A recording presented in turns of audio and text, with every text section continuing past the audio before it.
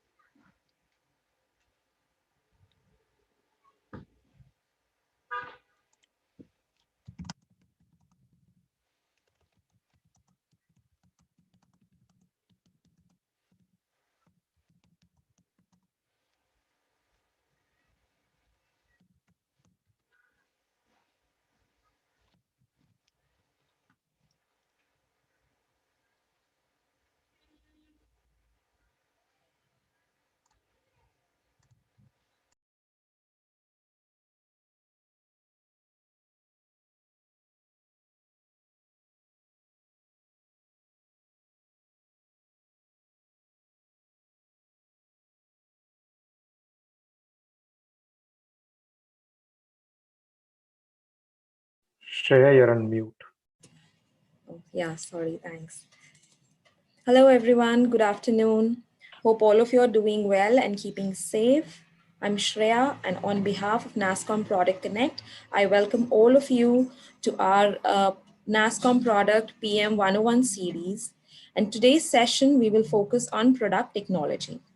The topic for today's session is data-driven insights. And to take you through this interesting topic, I would like to welcome Shivram, an analytics leader at PhonePe. But before I hand over the session to Shivram, a few pointers from my side. Shivram would like to take the question towards the end of his presentation. So I would request the audience to keep posting your questions in the chat box or the Q&A box.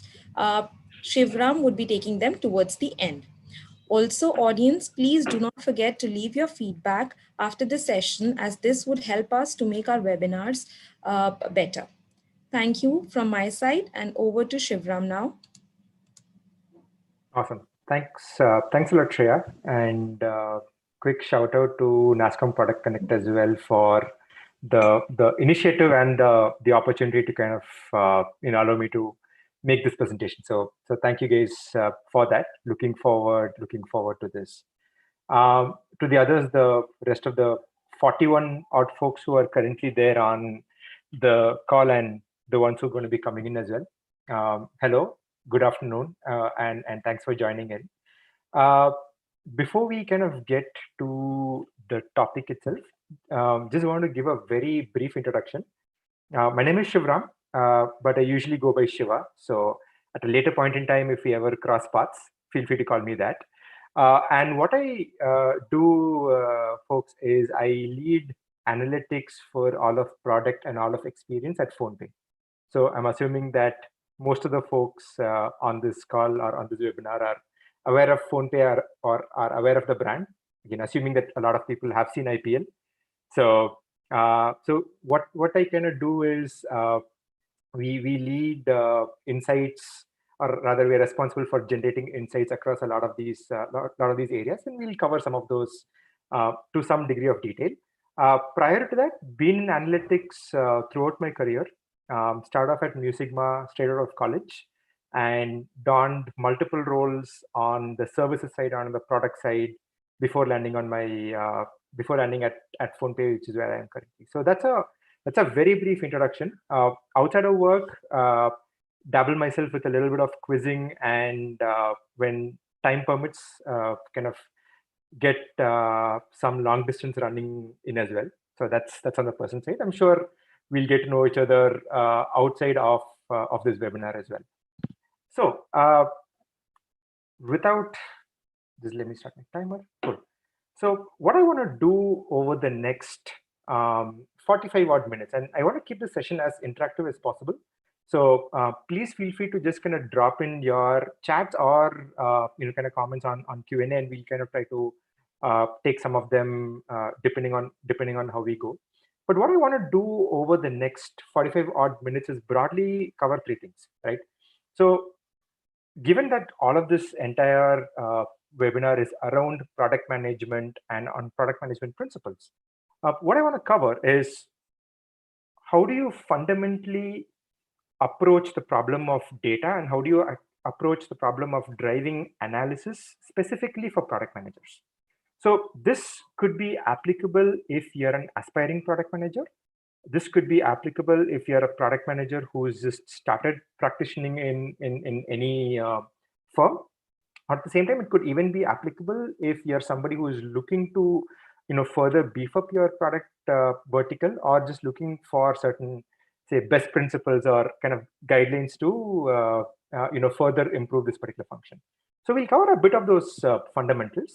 And the second part, which is where I want to spend a fair bit of time, is I want to cover what is a PM who actually adopts a data-led thinking. What do they do differently? So I've had the pleasure, privilege of working with a lot of product managers, either professionally, which is within the confines of PhonePe and some of the other organizations in the past. But at the same time, because we are part of the startup world, we kind of engage with other PMs from other companies on certain ideas and on certain forums.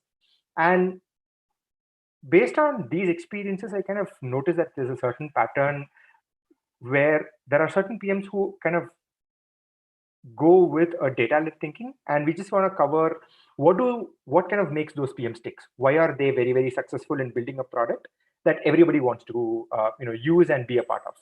And towards the end, you kind of see something called product analytics playbook. I'm intentionally going to refrain from talking too much on that because I want to cover that towards the end. So this is broadly what I intend to cover in the next 45 odd minutes. As I said, any questions, any thoughts, just feel free to just start putting it up on chat, and wherever possible, we'll just take a break and kind of switch over. So it's important to know what we are going to be covering, but personally for me, I just want to also cover what we probably will not be covering.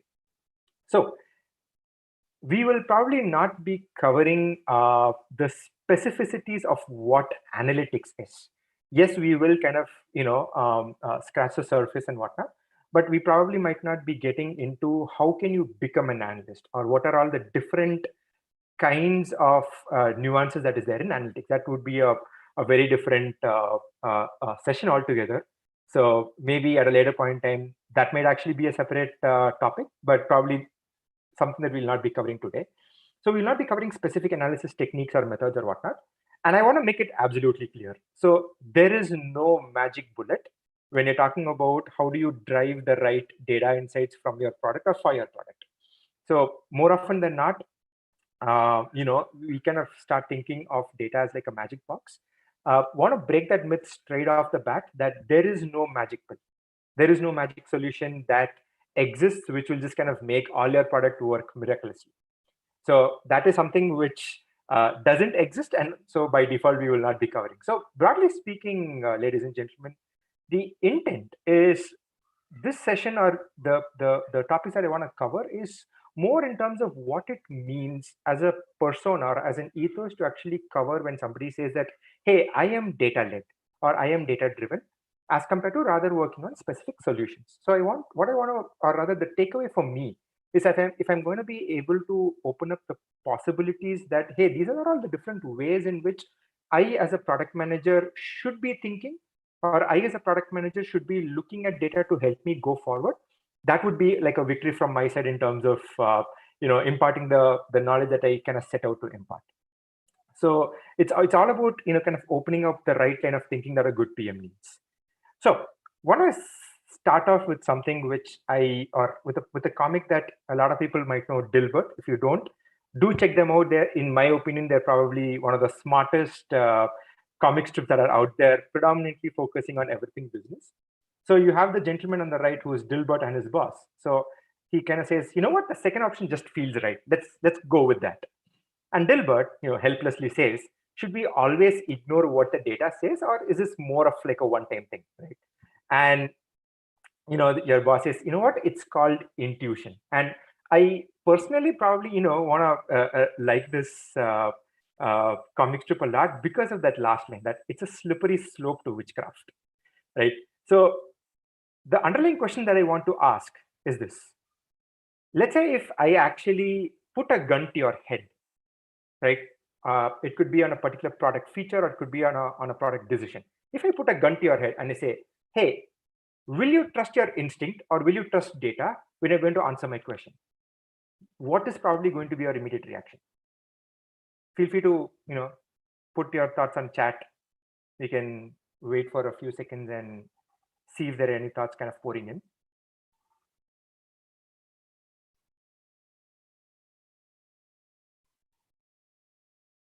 Right, so I see data, I see instinct, I see trust data, obviously, instinct. Okay, so going by going by the things that I'm kind of seeing, it's kind of split between both data and instinct, and I kind of do see a few folks who've taken on the more diplomatic route. So I saw somebody who wrote the word situational, somebody who says both of these things work and whatnot. So the honest answer is that this was a trick question, right? So just like anything else in life, we always need to strike a balance, right? So it's not, technically speaking, if I'm going to put a gun to your head, I would want to trust data, because usually data never lies, but it can be. But that's for a different conversation. So what I just mean to say is a good product manager actually uses the right combination of both instinct and data. He or she is aware that they have a specific skill set which makes them good at thinking from a product standpoint, but at the same time they're also not going to completely go just by what their heart says, and actually kind of listen to what their brain says, and brain obviously kind of starts processing data. So I want to the reason why we kind of put this out, and this particular statement is always kind of close to me, because I still remember when I started work at Mu Sigma, there was a gentleman by name Raja, who was the one who was kind of teaching the statistics, and this was his opening line every single time, and it always makes you think that as people we are always extremely biased. We have certain ideas or notions that's built in our head, and we kind of go down that route. But at the same time, there is a lot of things that happens outside the realm of our bubble, which we probably might not actually kind of either notice or catch every single time. So it's all about how do you strike that right balance, which is where analytics as as a field actually came about. If you think about it though, analytics is not necessarily new, right? So let me actually take a pause. So when I say analytics, it's very, very simple. It's all about how do I use data to kind of arrive at the right insights, which helps me make an informed decision. That is what analytics is all about. It could be something as simple as looking at certain data, looking at certain trends, or it could be something which is even more complex, which is probably all your statistical models and all your AI algorithms, which powers a lot of our new age products. But fundamentally, that's what analytics is. It just provides you the right tools and methods for you to be able to look at data and help you make that right decision. And the human brain, as I said, right, is always intuitively wired to collect data, right? So let me take the best example that kind of comes to mind is probably when we were all back in school. Usually a teacher, right, randomly picks out a kid and says, hey, you know what, for this year or for this quarter or whatnot, you're going to be the class people leader. Why does a teacher actually do that? It's because of the data points which is being captured in his or her mind when the teacher is actually teaching the class. It could be because if let's say if I were chosen, it could be because I show a lot of interest in a lot of these subjects, or it could be because I play basketball and I kind of rallied my team in a couple of championships. So the teacher might think, hey, this person has all the right qualities to kind of bring people together.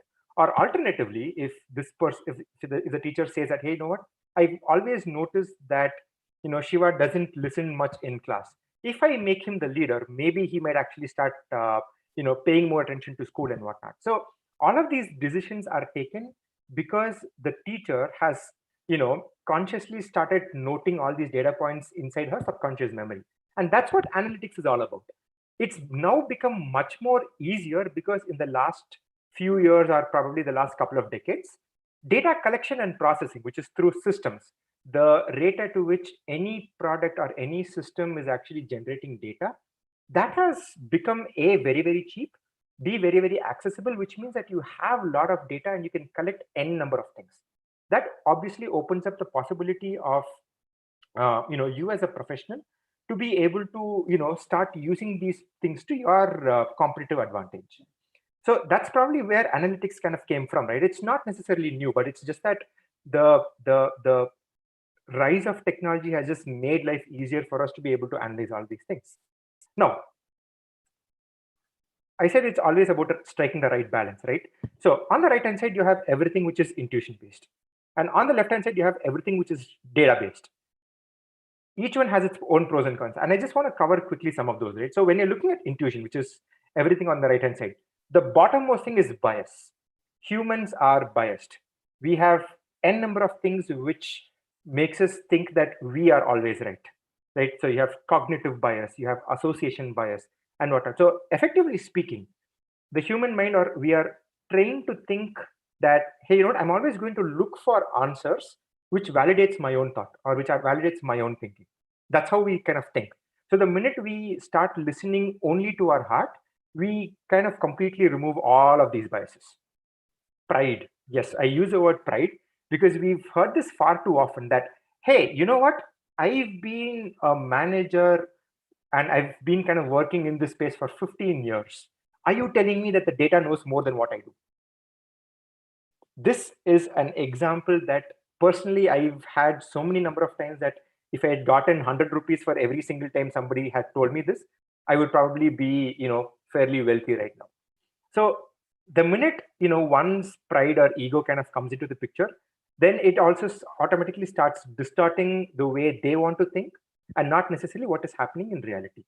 Experience. What I mean by that is, hey, I've seen that this works in a different product, ergo it will start working in my product. Sure, that's not a wrong line of thought, but just because it has worked on something else does not mean it is a guarantee that it's going to work on your side, right? And the last one is actually reality. What I mean by that is, if there is a situation that is not necessarily favorable to you, you're not going to take that path. That favorable could be in terms of you letting go of a particular feature or you bringing your price down so that you can become competitive. All of these human emotions starts coming into your business or into your product when you actually start trusting only your intuition. So that's on one side, but a lot of people will say, hey, you know what, I don't like the other side either. And you're right, there are enough and more reasons as to why taking a pure data-led approach also might not necessarily be right. What do I mean by that is data stifles, or let me rephrase, just looking at data stifles innovation. I'm going to take a pause. I'm just going to repeat that again. Just going by data stifles innovation. The reason being, data doesn't actually tell you what is that next new thing which is happening, right? So again, and I come back and this might be like a recurring theme. The human brain is an absolutely wonderful mechanism. It's a wonderful instrument. So our entire evolution has been based on productive thinking. We look at, or the brain is wired to look at certain things which no model or no data might actually be able to tell. But the data doesn't know any of those things. So the best example that kind of comes to my mind is, this is probably back in the 1950s. This is when, Henry Ford was actually, setting up the Ford Motor Company. So when he actually built the Model T, which is probably the best selling car of that particular point in time, somebody actually came and asked that, hey, why did you not talk to your customer, or why did you not ask your customer what they want? And I think what Henry Ford says, hey, if I actually go and ask a customer, what they would tell me is that they would need more comfortable horse carriages, because that's what the customer wants. They just want something which is a more comfortable version of what they have. So they have horse carriages, they would want something which is a more comfortable version of that horse carriage. But when you're talking about innovation, and you're talking about products that pushes the limits of what human minds can think, it is more driven by innovation, something that people haven't imagined. Going by just data is going to limit you in that thinking. Noise. What I mean by noise is data, when not captured correctly, introduces a lot of noise into your system, which can distort the way you actually think. And just the way you have biases in instinct, you have biases in data as well. If you're not looking at data the right way, your insights themselves could be biased, and we'll actually cover some of those examples as well. So I want to pause over here, and I want to introduce something. What I essentially kind of covered in the last 10 minutes is I am proposing, or I'm kind of asking all the product managers who are on this webinar, product leaders who are already there, let's start moving towards an approach where you start with a data-led thinking and not data-first thinking, right? So you go with a data-led thinking and not a data-first thinking. What do I mean by those? So a data-led thinking is more of a mentality where you allow data to actually guide and validate your intuition. So it's still your intuition, it's your hypothesis, which is the fulcrum, where it's the origin point of how you would want to kind of move your product. But you let data to actually validate whether you're thinking the right way or not, rather than actually looking at data to point you to the answer itself. So data first thinking assumes that you're going to look at all data, and that data will tell you, where the problem exists, which is a very, very incorrect way to approach, in my personal opinion. The reason for that is when you're looking at a data first thinking, you're always going to start looking for more and more and more data points until you arrive at a very, very accurate answer. And I can very safely say, based on a conventional wisdom and experiential wisdom, that there is no such thing which exists where an analysis will give you a near perfect answer to every question that you're kind of asking for. And this obviously leads to a certain degree of analysis paralysis, where you're unwilling to make a move because your data either says something else, or you don't have enough data to actually take that decision. Whereas data-led thinking, what is going to do is that it's actually going to allow you to hedge a bet, to say that, hey, you know what, I think this is required for my product, and then go back and say, is the data telling me yes or no in terms of what I need or what I kind of help, right? So yeah, so that's probably how it kind of works, right? So you actually start building up a lot of experience, you start building up a lot of your instincts, and that's what actually, when somebody says I'm a very experienced professional, that is what it is, yes. But the minute you start actually validating that with data, that's when you become a much more powerful professional, and kind of takes you in the right way. So when you talk about data-led thinking, we're kind of broadly talking within the purview of products. We're talking about three things, right? So you could you could use a data-led thinking approach to either come up with either a new product or a new feature idea by itself. Again, I want to take a quick pause over here, and feel free to use the chat window for this. So if I'm going to make a statement where I say a particular company actually built its entire growth strategy with one simple mantra, which is 10 people within the first week of somebody joining X, what product or what website do you think I'm referring to? And feel free to use the chat. In an ideal situation, would have loved to hear people, kind of saying it out loud. But in the absence of that, we will have to move to our second best option. So the question is, if I said that a particular product defined its entire growth based on one statement, which is make people get 10 other friends within the first week of joining, what product could that be?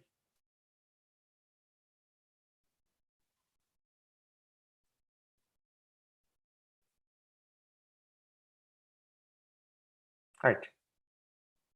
Google Pay, sure. I wish.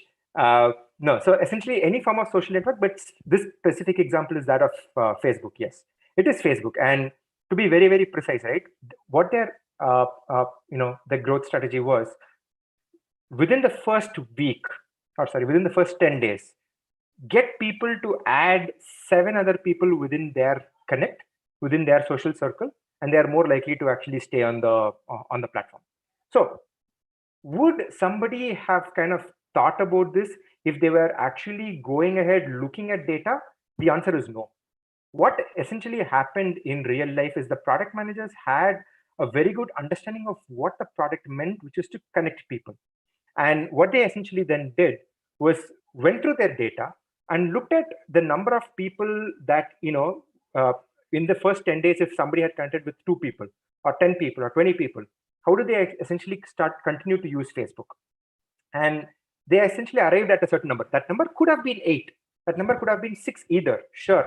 But by also using their intuition or their instinct, they said, you know what, we're going to go with 7. And that is essentially what led to a feature, which is something that we know time and again, which is your recommended friends. So every time when we kind of join a new social network, it says, hey, you seem to know person A, person B, person C, person D. And that's how essentially you start churning the growth engine, right? So you essentially use data. You kind of started with your hypothesis that, hey, maybe people will stick longer if the minute they kind of join a network, they know that people that are there in their work circle or friend circle are also there on Facebook, was the intuition.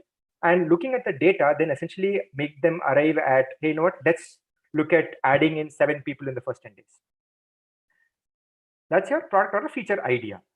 You could also look at feature improvement. The best example that I can think of, something which I know personally, is on PhonePe. You're allowed to kind of pay your bills, recharge, postpaid, internet, and so on and so forth. So what we are kind of seeing is multiple times we were essentially seeing these instances where a customer comes and says, hey, you know what, usually for electricity, by mistake I kind of paid the bill to the wrong account. I paid it for my father's office by mistake. Can you help me out over here? So when we kind of saw this happening enough number of times, what we realized when we kind of looking at the data and whatnot, we realized that people have multiple billers kind of tagged to them. I could be doing it once for my ID, probably for my dad's, for my mom's, for my girlfriend's, whatever it is. And usually these IDs are just numbers. Nobody remembers numbers.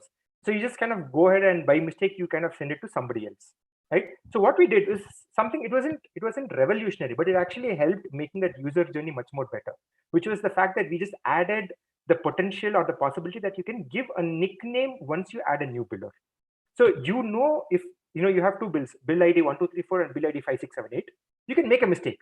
But if you have a bill with a nickname dad's house versus wife's office, you're not going to switch between the two. So this is another example where we personally looked at data, did the analysis, and then that became a feature improvement, right? So the first one is a brand new idea. The second one is more of a feature improvement.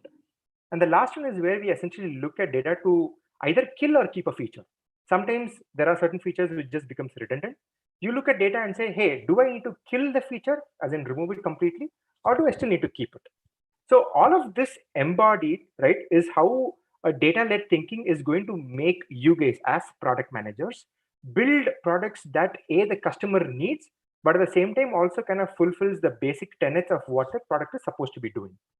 So just a quick recap, product managers always need to balance between, or need to strike a balance between intuition and data.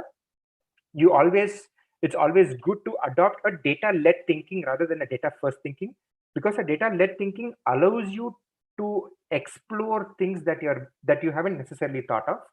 And the last one is, it's a myth breaker. Your data is not a magic box. Your insights are not served out to you on a platter. They are churned out through hard work where you generate the right hypothesis, and then those hypotheses are tested out through grounded analysis. And I'm kind of making an assumption that as product managers, you are going to be working with your analytics counterparts and other analysts who will kind of help you in going through, taking the data, getting the required cuts that is required, and then you guys then analyze the data rather than you essentially kind of doing all the earlier grunt work. So that's the first part of my conversation, where I just kind of want to lay the groundwork in terms of what all of these means. Now, what does it mean for a product manager to adopt a data-led approach, right? So this is the second part where I said, hey, based on experience, we've known certain product managers do a very, very good job in kind of building the products that people like. So what does it mean? It's essentially four things, right? It's a ladder, and I've intentionally kind of kept it that way. The bottommost rung, but it's the foundational one, is where we kind of talk about data instrumentation. Then it's all about metrics tracking, right? So you instrument the data that you need for you to be able to look at your product performance and look at all possible things. The second one is where you are on top of your metrics, where you know what is happening. The third one is what we kind of call as feature goodness. And the last one is an experimenting mindset. So it is a step-by-step approach. Some of these can happen in parallel, right? But when I'm kind of talking about prioritizing the entire foundational layer, this is how we kind of move across the rung. So want to get to the data instrumentation part first.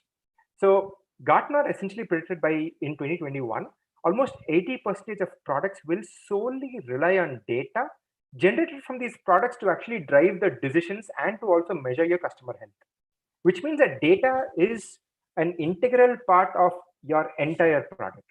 But what we've essentially seen is a lot of product managers do not get involved in this initial stages. So the best example that I can think of is that it's a river, right? So you have your mountain, which is like the source of water, and then from your mountain, it actually your river starts flowing and it just kind of goes into your ocean. So keeping that analogy in mind, let's say if the water at the top of your mountain is polluted, or if there is something wrong in terms of its quality, do you think that the river will maintain the same level of quality regardless of whatever happens in between?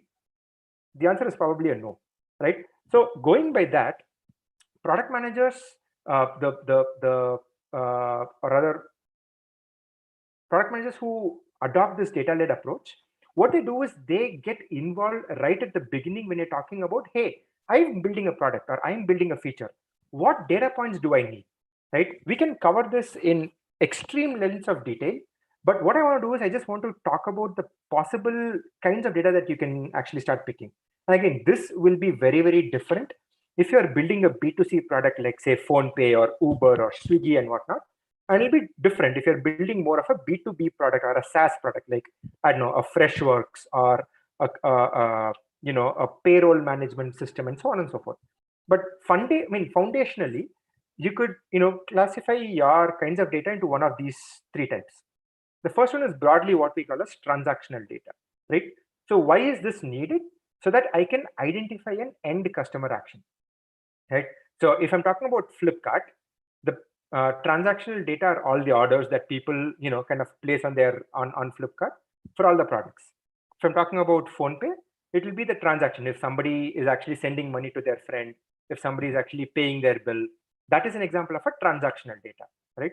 So that's one kind of data point. And again, I'm broadly calling transactional, but again, you can fit it within the context of your product itself. The second one is what I call as an app event data. Why is this required? The first one is to identify the end customer action. The second one, which is your app events, is to know what a customer does on the product. So let's say you open PhonePe, you click on recharge, you get kind of a list of all the contacts that you have, you select a contact, then you're asked to select, hey, do you want a recharge pack or an internet pack? You select an internet pack. So all of those button clicks which happens, right? So if you're on Netflix, you first click on the comedy section, you go through all those things. Then you want to see not just the movies, but you want to see only the comedy stand-up shows. So where you select a filter, where you click on filter. So all of this is what we call as app event data. So that tells you what a customer does on the product. And the last one is what we call as event metadata, which is to understand how a customer uses the product. So for example, we know that from your app event data that somebody actually clicked on the internet packs. What we don't know is whether somebody clicked on an internet pack for 50 rupees or 500 rupees or 1000 rupees. So if let's say somebody gave a nickname for their biller, did they give it as dad house? Did they give it as my house? Did they give it as my office, and so on? So any action that a user does, or to understand how a customer kind of uses that product, is why we have these event metadata. So again, you still have some of those things which I have intentionally not covered. Best example is your customer information, right? So is a customer, which city are they from? what is probably the age of a customer, what are the kind of mobile phone that they might be using. So all of this is still customer information, which will broadly come under the transactional data. But within the context of products, these are all the different kinds of data points that you will have to be thinking about.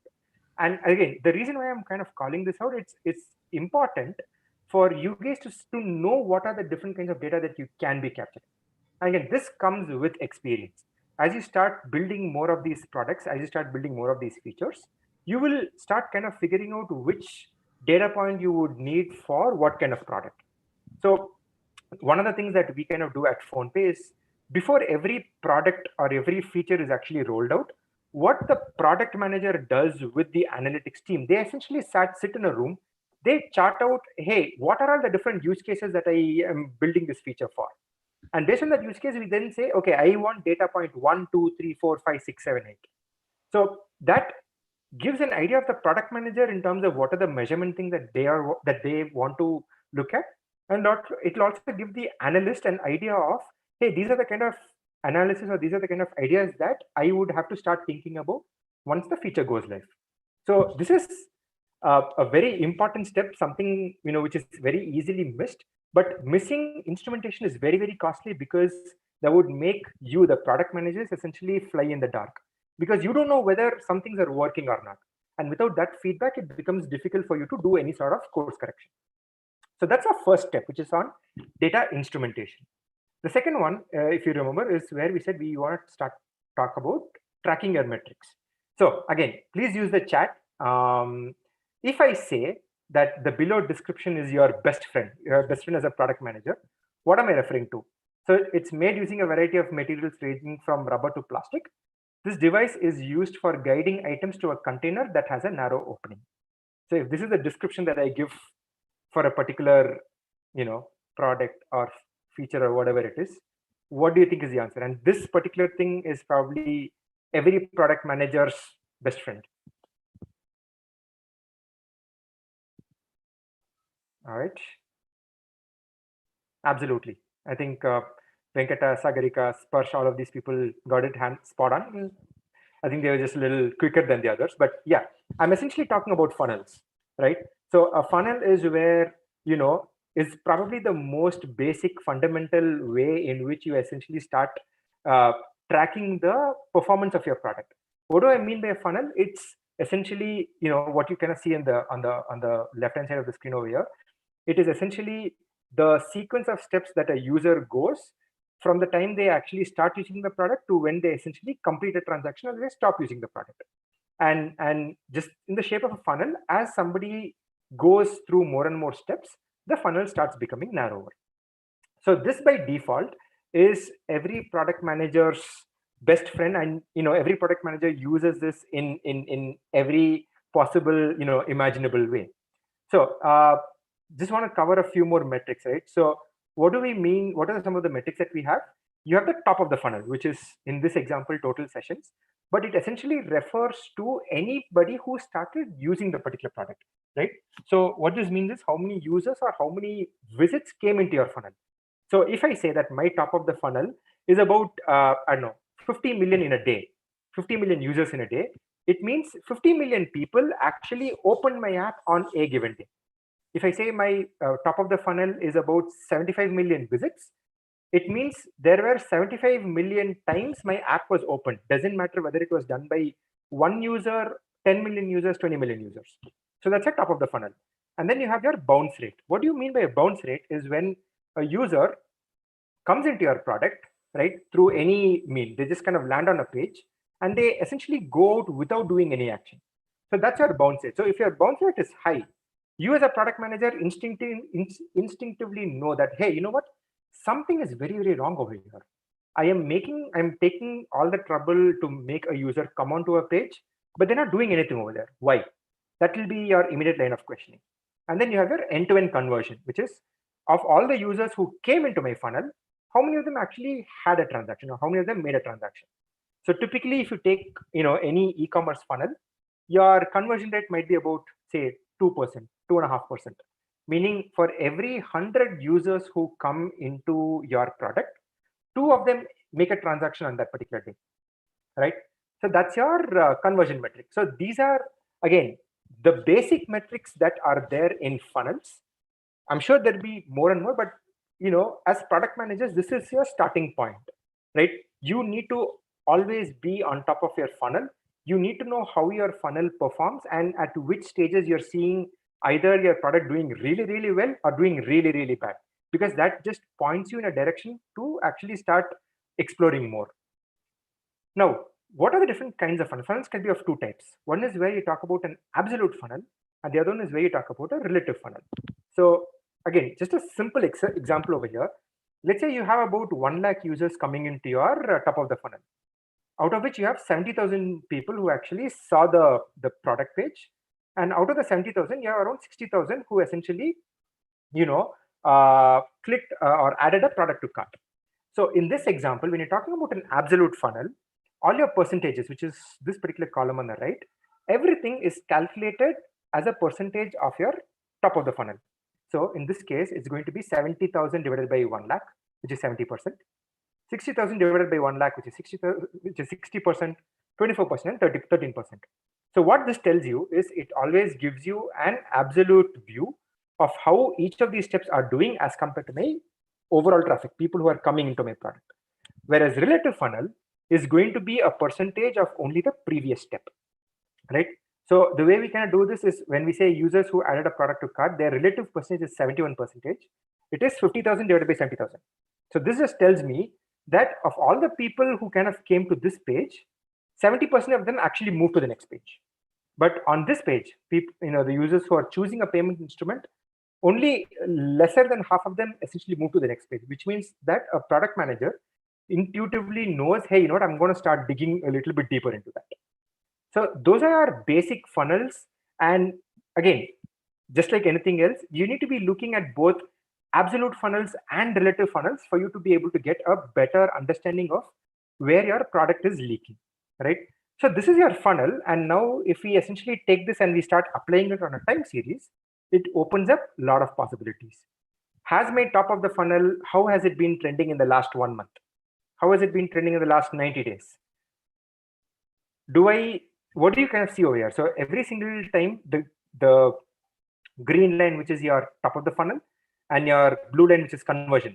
Every time when your top of the funnel goes down, your conversion rate goes up. And similarly, every time when your top of the funnel goes up, the conversion rate goes down. This could be because you're running a marketing campaign, you're getting in more people who are just curious to know what the product is. So they might not necessarily be coming in with intent, but that's okay, right?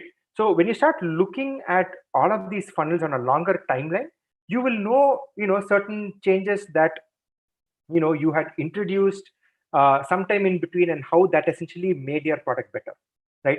So having said that, you can now start looking at these funnels with a deeper cut. So for example, this entire, conversion and top of the funnel, I can say, hey, you know what? I am going to start splitting this based on my new versus repeat customers.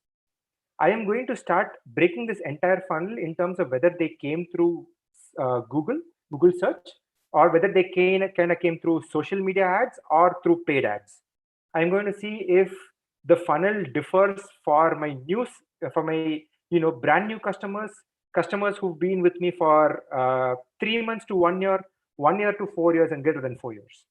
So all of this as product managers is going to give you the ability to look at such fundamental metrics. But the minute you start adding more dimensions, it starts telling you a very, very different story, right? So at PhonePe, what we kind of do is we've kind of instrumented a lot of dashboards, which gives you the ability to kind of slice and dice this across all of these things. And that as a product manager will give you more, control to kind of play around with these. What are some of the other metrics? You have active users, you have monthly recurring revenues, you have your, new to repeat ratios, you have your churn rates, net promoter score. That's a very, very important metric when you're talking about user feedback in terms of how they're kind of liking it, and how many customers are essentially creating these tickets. So that's how you look at all of these metrics. So you have your data instrumentation, and then you have your metrics tracking.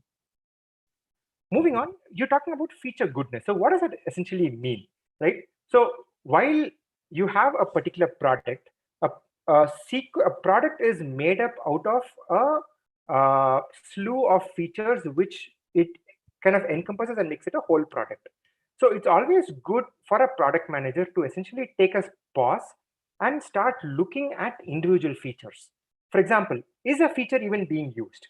So let's say I've kind of rolled out, my product funnel was essentially not performing well. So I introduced a newer feature which I think is doing better. Is it even being used, right? So I could be looking at how it is being adopted. I can do a customer profiling of the people who are using those features and say, hey, are the more affluent base using it, or is it the more economically challenged base who are using it? Is the feature essentially meeting its purpose, right? So for example, a lot of these features are essentially built so that a user does something. So for example, if I have the like button on Facebook, that's a feature. And a like button is essentially meant to improve engagement on posts. So when a feature is introduced, is it essentially resulting in a better engagement on my posts? Are these features improving my conversion, right? So we can talk about pathways conversion analysis. People who essentially use this feature, people who did not use this feature, am I seeing a better conversion on people who are using this particular feature, right? So for example, in PhonePe, we have a product which is all about mutual funds, and we kind of have a feature where people can play around with the amount, which is like an ROI simulator, right? So if I invest 1 lakh today, what might be its value 7 years later if I put it in FD versus an MF, right? So when we see that people are going through those features, their chances of converting is higher. So that way we essentially push it out to your users and say, hey, why don't you actually use this feature? So that's another way in which we essentially start measuring the effectiveness of the product itself. Then is a feature improve retention, right? So when I'm talking about the path that a user takes, do these individual features improve my retention? So when I'm talking about all of these gaming apps, they have these surprise boxes, right? And people keep coming back because every day when they come, they know that they're going to get a surprise box. Do such features improve my retention? So these are these 4 dimensions on which, as a product manager, you can start looking at whether a particular feature is doing what it is supposed to be. Because when a feature does what it's supposed to do, that is going to, by default, improve the product's definition by itself, or it's going to improve the product's performance by itself. So when you start looking at each of these, and specifically in terms of whether it's being used, whether it meets its purpose, whether it improves conversion, and whether it improves retention, you're going to be able to answer, is this feature relevant or not? And that kind of comes back to whether you need to kill or keep the particular feature. Now, the last one is experimentation. So anything that you do needs to be experimented so that you can let go of all those biases that we kind of spoke at the beginning, right? So when you're a product manager, when you build a feature in your mind, you're going to think that that's the best feature you've ever built. So as a product manager, you're going to start building, or you're going to adopt a mindset where it's all about how do I experiment and how do I check whether it's working well or not. So the first one is where you plan for an experiment, you do that experiment, you check, where you essentially measure whether it's performing well, and then you essentially improve. How do you do that? It's all about how do you build a strong hypothesis. What's a hypothesis? It is essentially built in this way. Think of it as very simple English. If something cause or action, then you talk about the impact or the effect. Let me give a few examples. If a call to action button is made green, then the number of users clicking it will increase. That's an example of a good hypothesis. If a user is allowed to add their name to their billers, then the users will not recharge for the wrong biller. That's an example of a good hypothesis. So when you actually start looking at all of these problems in the form of hypothesis, you will essentially be able to look at data that proves or disproves that hypothesis, which means all your bias can be eliminated. So this can be further improved where you say you can add a because, which gives a rationale as to why you're thinking about it that way. So the call to action, if it's made green, it will increase the number of users clicking on that button because the color will stand out amongst the light blue color of our app. So similarly for the biller, because they will not get confused with such numeric IDs. So as a product manager, you will have to start thinking of these hypotheses and then work with your analytics counterpart and say, hey, what data do I have to prove or disprove this particular thing? And that usually happens with A/B experiments, where you essentially have these test and control groups. So let's take that simple example, which is the light green button, right? So 20% of people who go through the product will still see the old blue color button. Whereas, 80% of them will see the old blue button, 20% will see the newer button. Now, between these two groups, do I see more number of users clicking on that button? Right? So when you're kind of comparing two like for like cohorts, where the only difference is that one change that you've done, which is the button, any incremental benefit in terms of, which is what we call as lift, which is where if, in your older version, if you're having, out of 100, 80% of people kind of clicking on it, versus in the other side, you have 90%, then the remaining 10% is all about the effect of this particular button. So that is your experimenting mindset. So this is your takeaway check. Always kind of work at the beginning, which is your point of creation. Know your metrics like the back of your hand. Always analyze all your product on the basis of questions. Move past the funnels. Always look at what your features are telling you. And as I said, experiment, experiment, and experiment. So I know we are a little slow on time. So I'm just going to skip to the one part which I want to talk about, which is creating what we kind of talk about when I say creating your product analytics playbook. So what's a playbook? It is essentially a collection of metrics that you essentially check and based on which you start taking some actions, right? What it essentially does, just like any regular playbook, it makes you think, or it kind of tells you if your product is behaving in a certain way, what kind of analysis can you essentially do? Helps the PM be on top of their metrics and develops a very holistic thinking.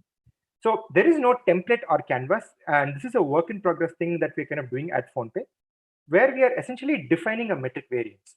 So if you're talking about conversion rate or any of these metrics, we identify what your key metrics are, and we see by what degree is this varying. Is it varying by 10%? Is it going up by 10%? Is it decreasing by 5% and whatnot? So when something happens, what are the checks that we do, which is the second step, which is your drill down checks. So when conversion rate goes up by 5%, what are the kind of checks that we are going to do in terms of the data? And then what are possible actions that we can take? So when a PM and an analyst work together in building this playbook, it is going to start making your analysis reactive time much more quicker, and that's also going to help you get a better lay of the land. So when I'm talking about a sample playbook over here, right? So my conversion rate has dropped by 5% on a day. Let's say if that is the situation, then I want to check, has my top of the funnel increased? And if it has, then I don't need to do anything, because I know that whenever the top of the funnel increases, the conversion rate kind of goes down. So the other thing is, have I seen a drop in repeat user? If I see a drop in repeat user, then I say, hey, you know what, let's run a win back campaign if it continues for the next 5 days. So if a particular feature usage has improved 10% month on month, then do I see an improved conversion when that feature is used? If that is the case, then I can run a separate product marketing campaign to talk about that particular feature and make it more aware to the users, or I can highlight this feature through designs.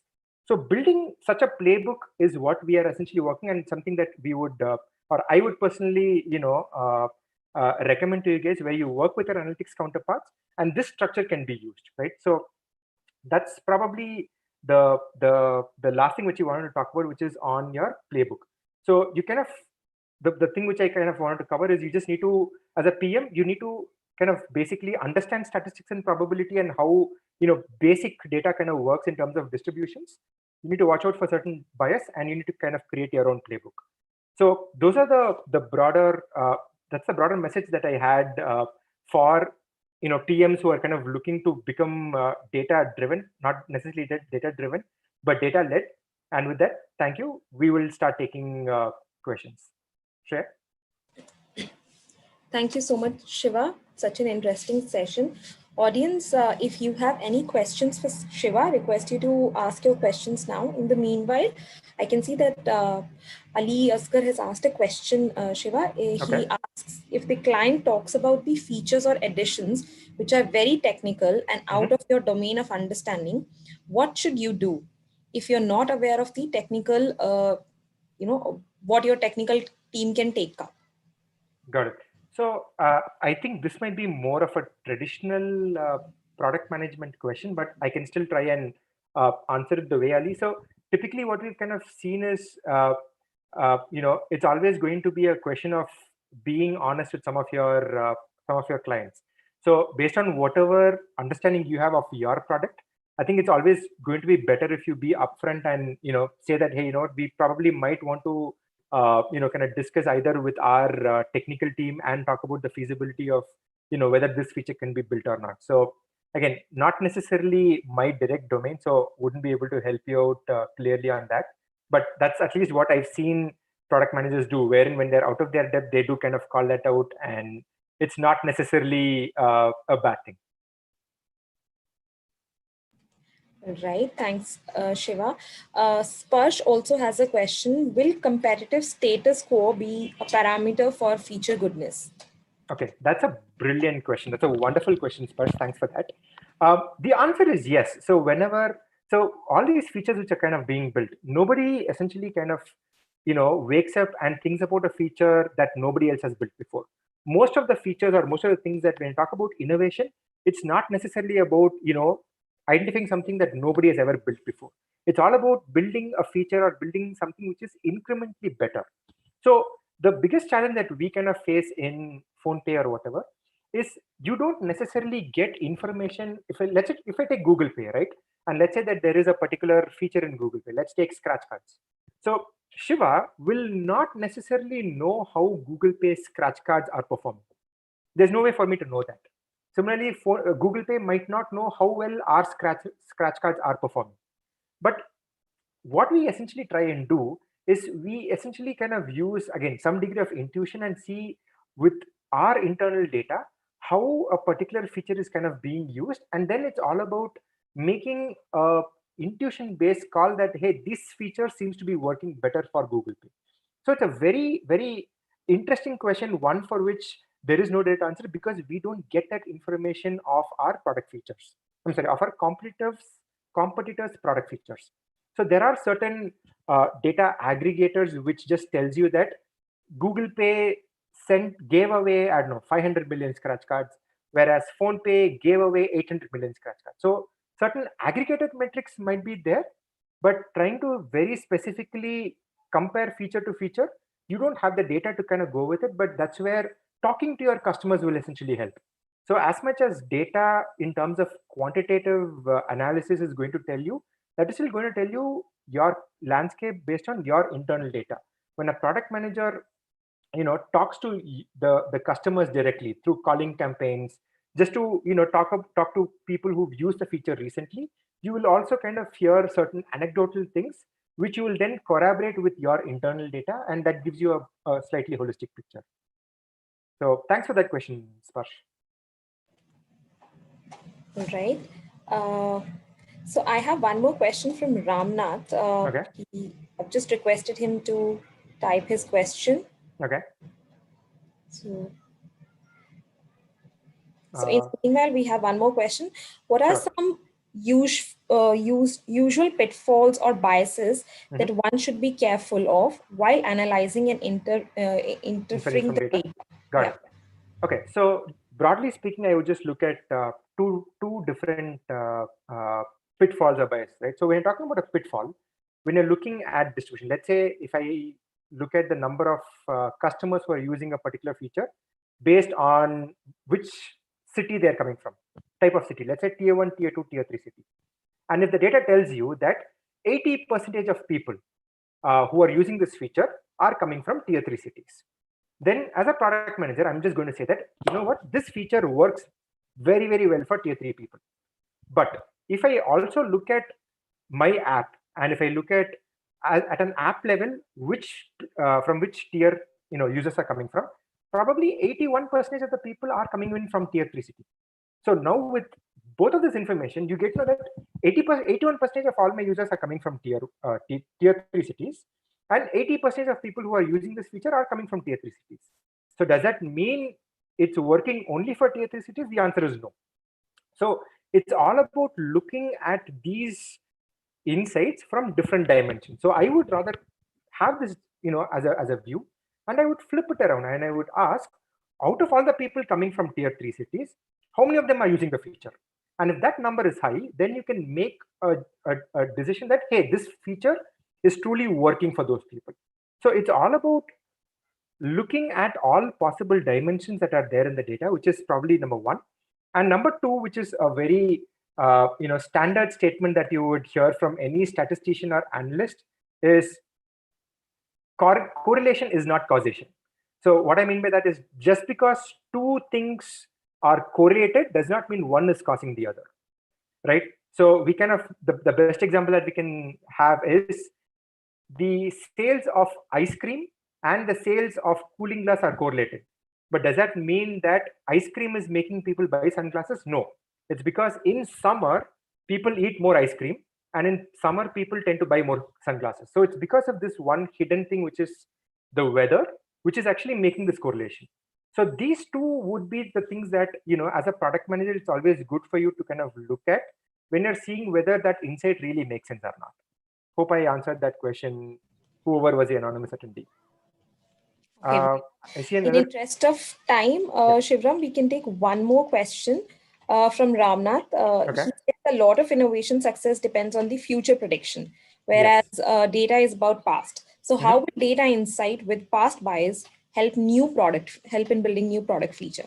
Okay, brilliant question. So again, as I said, so the data will never actually tell you what is that innovation that you need to go forward. The data only tells you which is the problem, or which area is the problem, or where is the issue lying. So if I take the same example, or if I take an example, I will know from the data that maybe people who've been on PhonePe for a very, very long time, they are always using only, say, 4 such features. Let's say that's what the data tells me. I'm taking a very hypothetical situation.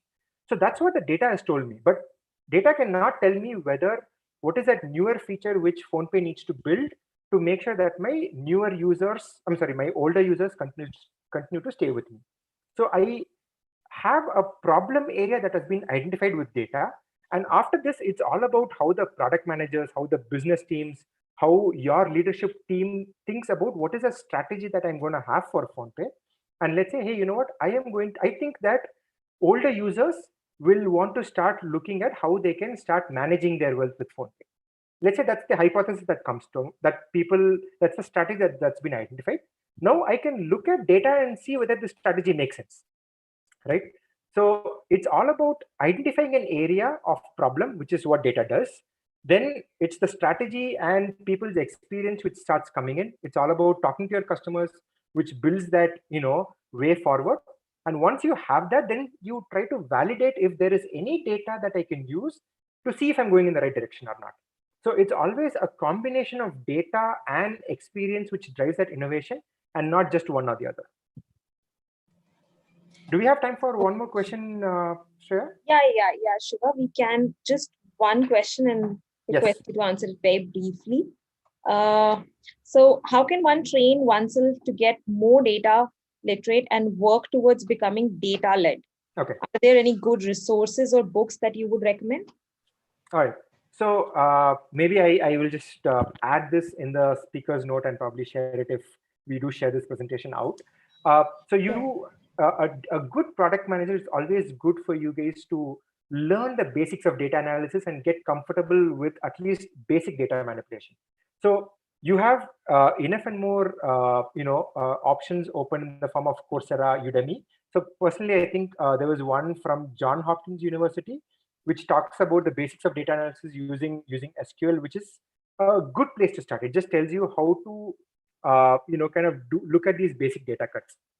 Having said that, some of the tenets that I covered, it's all about consciously knowing that these are the different ways in which I need to be looking at data, which I'm going to probably cross over 2 questions, because I see a question from Umesh, which is all about are there any specific frameworks that we use which is more to quantify the impact? But I'm just going to generalize it and say frameworks used to adopt this data-led thinking. So it's all about the ways, the minute you start looking at a problem through questions and rather through statements, you're by default going to start looking at data. So it's a bit of a shift that you need to do in terms of what is the kind of problem solving approach that you take and the kind of culture that the organization also follows. So for example, PhonePe, I know all the way till our CEO, it is very, very data led. So every decision, the first question that kind of gets pointed to us is, hey, what is the data telling me? Can you show me the data? Right? So when you start looking at a problem statement in the form of questions, that is going to make you think in terms of what data do I need to answer that particular question. And that by default is going to start imbibing a culture where you depend on some of this data to actually, lead you in this entire problem solving canvas. So that's my answer. The question that I probably want to the book that I would refer is there's a book which says Start Thinking with Why, which is all about how do you build frameworks for problem solving purely through questions. So I can, I not able to kind of remember the very specific author, but I can just add that as a footnote and share it with the participants. Great. Thank you so much, Shiva. Thanks for joining us today. Audience, I hope you enjoyed this session. The recording of the session is already available on our NASSCOM Product Connect YouTube channel. So you can go ahead and if you missed out any parts of the presentation, you can access it through there. Also, please do fill the feedback form, which will come towards the end of the session, which will help us to better our sessions. Shiva, thank you so much for joining us. It was a pleasure hosting you. Thank you so much.